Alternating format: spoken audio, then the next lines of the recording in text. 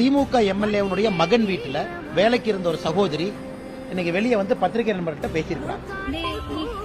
Karunanidhi MLA, current MLA, அவரோட பையன் வீட்டுல ஆண்டோ மரிவாணன் அந்த வீட்டுல திருவான்மையூர்ல இட்டு போய் நான் அபார்ட்மெண்ட்ல வேலைக்கு விட்டாங்க. அந்த சகோதரி பட்டியல் சமுதாயத்தை சார்ந்த சகோதரி. இந்த மாதிரி உங்க வீட்டுல என்னை அடிமை போல வைத்திருக்கிறாங்க. மாசமா நான் வேலை செய்யறேன். ஒவ்வொரு அவங்களுக்கு எப்படிலாம் தோணுதோ அப்படிலாம் என்ன அடிப்பாங்க. போகும்போதும் கன்னத்துல அடிப்பாங்க, வரும்போதும் கன்னத்துல அடிப்பாங்க. எனக்கு சிகரெட்டால சூடு வச்சிருக்காங்க. அவங்க ஹேர் ஸ்ட்ரைட்டிங் வச்சு என் கையில ஃபுல்லா காய பண்ணிட்டு வீட்டுல விட்டுட்டு போனாங்க. என்னைய வந்து அடிச்சிருக்காங்க. இன்னும் ஒரு நாள் ஃபுல்லா ஒரு குழம்பு கண்ணி வச்சு காலையில ஆரம்பிச்சாங்க, நைட்டு 11 மணி வரைக்குமே. அதால என்ன அடிச்சாங்க. உங்க காலை புடிச்சு கெஞ்சுறேன், அப்பயும் விடல.